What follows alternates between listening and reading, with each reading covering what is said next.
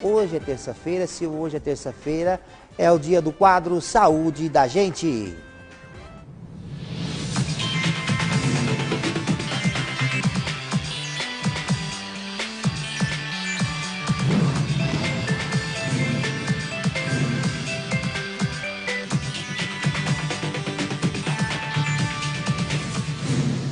E hoje no quadro Saúde da Gente nós teremos a presença da doutora Keila Medeiros Maria Silva. Ela é pneumologista, ela é médica pneumologista do Hospital Universitário Júlio Miller, desde 1988, coordenadora do programa Inspirar da Unimed Cuiabá, mestra em saúde coletiva pela UFMT e é doutoranda em pneumologia pela USP. Então veja que a nossa convidada hoje é uma convidada onde vocês, meus amigos e minhas amigas, terão a oportunidade de saber um pouco mais sobre a saúde dos nossos pulmões. Muito boa tarde, doutora. Muito boa tarde a todos. É um prazer e uma honra recebê-la aqui, doutora. Eu é que me sinto honrada pela confiança do convite. Doutora, hoje a gente sabe que os nossos pulmões, eles sofrem muitas agressões diante da poluição, das queimadas, fazendo com que muitas pessoas possam vir desenvolver pneumonia. O que é pneumonia, doutora? Bem, talvez antes de falar o que seja pneumonia, é interessante lembrar que o pulmão é um grande filtro de ar. Se nós esticarmos uma via aérea, uma superfície plana, corresponderia a uma piscina semiolímpica. E o pulmão é altamente específico para filtrar o ar. Então, tudo que entra com ar, todas as impurezas, vão agredir o pulmão. Daí a nossa grande dificuldade no estado do Mato Grosso, com a questão da época das secas e da questão das queimadas, né? Então, nós temos uma incidência muito alta de doença respiratória, é um tempo de muito óbito, especialmente da criança e do idoso, né? E o que acontece com a pneumonia é quando o germe que está ao nosso redor, ele consegue adentrar a intimidade do pulmão e encontra um pulmão já agredido e com defesas caídas, vamos assim dizer, né? Então é uma época que a gente tem muita pneumonia agora. Doutora, e quais são as pessoas mais propensas a desenvolver a pneumonia? Bem, em termos de faixa etária, são as crianças até 7 anos e os adultos acima de 60. Mas todos também portadores de doenças crônicas, né? Os diabéticos, né? As pessoas que já têm alguma doença pulmonar, como a asma, como bronquiectasia, pessoas que têm cicatrizes de pneumonias anteriores, são uma predisponente. Doutora, a pneumonia, ela fere o pulmão da pessoa? Deixa cicatrizes? A pneumonia, ela é uma agressão, como se fosse assim, acho que o jeito mais simples de explicar é como se fosse uma espinha que a gente tem na bochecha, ela ocorre dentro do pulmão. É uma agressão infecciosa que destrói aquela parte do pulmão. Ela pode ser uma pneumonia pequena, ela pode ser uma grande pneumonia. E, no geral, as pneumonias mais frequentes não deixam cicatriz. Algumas podem deixar. Doutora, a senhora falou numa questão da bronquite e da asma. Qual que é a diferença da bronquite e a asma? Na verdade, não tem diferença. A bronquite é um apelido que as pessoas dão à asma. O que nós temos são vários tipos de asma. Nós temos 5 tipos de asma.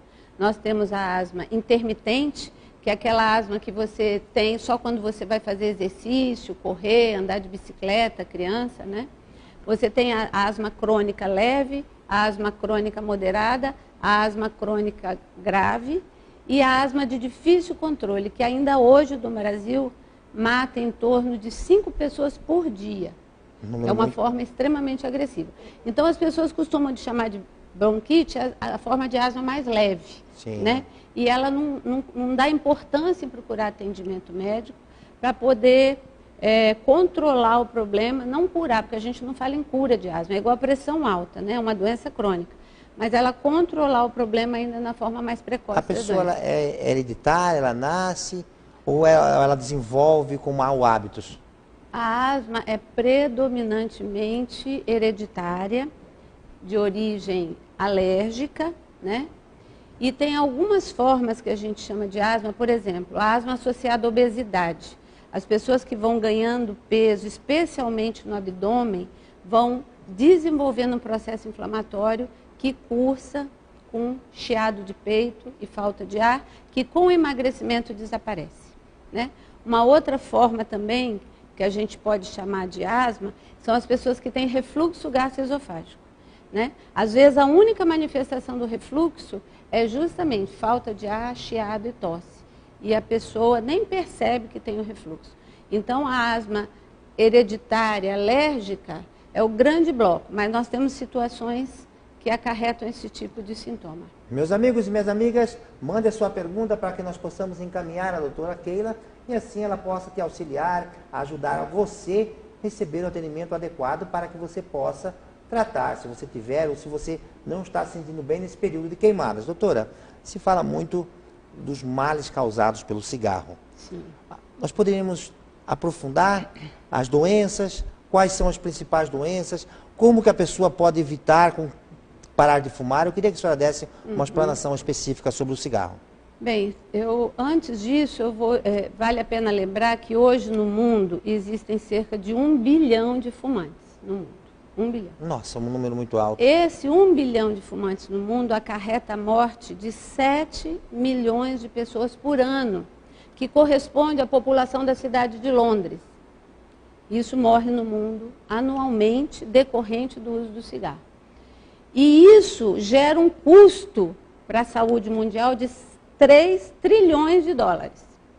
Então isso, quando a gente fala de cigarro, nós estamos falando, na verdade, num grande matador de um grande problema de saúde pública. E no Brasil, nós temos cerca ainda de 18 milhões de fumantes, que gera a morte de em torno de 156 mil pessoas por ano.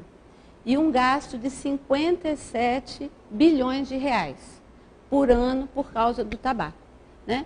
E do que essas pessoas morrem? A principal causa de morte é o famoso acidente vascular cerebral, o derrame. Esse é o principal causa de morte. A segunda principal causa de morte é o infarto agudo do miocárdio, né? Que pode acontecer geralmente a partir de 20 anos de uso do tabaco, né?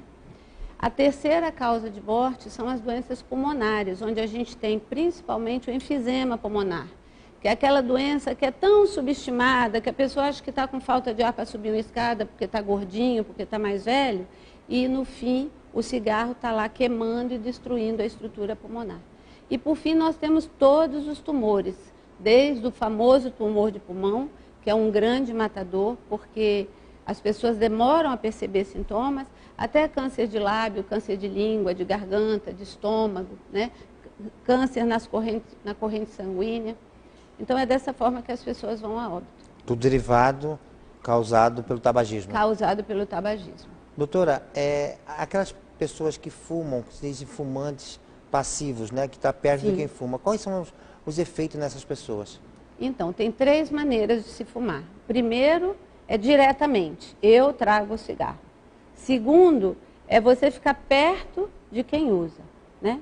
E o terceiro, que é o tabagismo terciário, que é aquele que fica impregnado na cortina, no chão. Quando você chega num lugar, por exemplo, você chega no quarto do hotel, não tem fumaça ali, mas está aquele cheiro. Então, aquele é o terciário, que é principalmente importante para as crianças que engatinham, que põem a mão no chão, põem a mão na boca, né?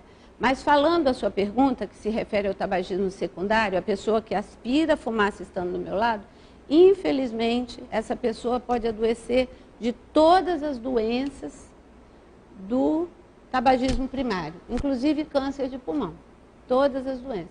É um número grande de óbito de pessoas que assistem, ficam ao lado de quem fuma. Então não precisa estar fumando para ser prejudicado? Não precisa estar fumando para ser prejudicado, basta você ficar perto. Lembrando que existe hoje uma legislação federal que proíbe fumar em ambiente fechado e ambiente que tem alguma parede, pode ser aberto na frente, não tem problema, tipo uma garagem, mas tem cobertura, tem parede na lateral, é proibido fumar hoje, uma lei federal. Então nós que não somos fumantes, temos que ser mais assertivos, no sentido de não permitir que as pessoas fumem. Lembrando que o fumante é um dependente químico e, como tal, ele tem muita dificuldade de perceber o problema que aquilo está gerando, especialmente para a vida dele, mas também para outras pessoas. Doutora, mudou-se através dos estudos, das informações, Antigamente o número de fumantes era bem maior que hoje, né? Ah, sim. Em 1988, aproximadamente, cerca de 35% da população brasileira era fumante. Hoje nós somos 10%. Hoje nós somos 10%. Doutora, quem quiser parar de fumar, quem quiser buscar ajuda, existe algum tratamento específico? Olha, parar de fumar é um processo, né? Então, você usou uma palavra assim, quem quiser parar. Então, é muito importante você tomar a decisão. Eu quero parar de fumar. Com essa decisão em mente, eu aconselho a pessoa a sempre tentar parar sozinho. É possível? É possível. É mais difícil? É mais difícil. Mas não é impossível.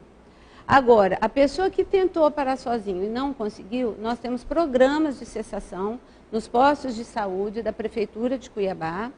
E nós temos hoje, dentro da Unimed Cuiabá, um programa chamado Programa Inspirar, que, na minha opinião, é um programa assim, excepcional, que nos meus 30 anos de trabalho como pneumologista eu não tinha visto ainda.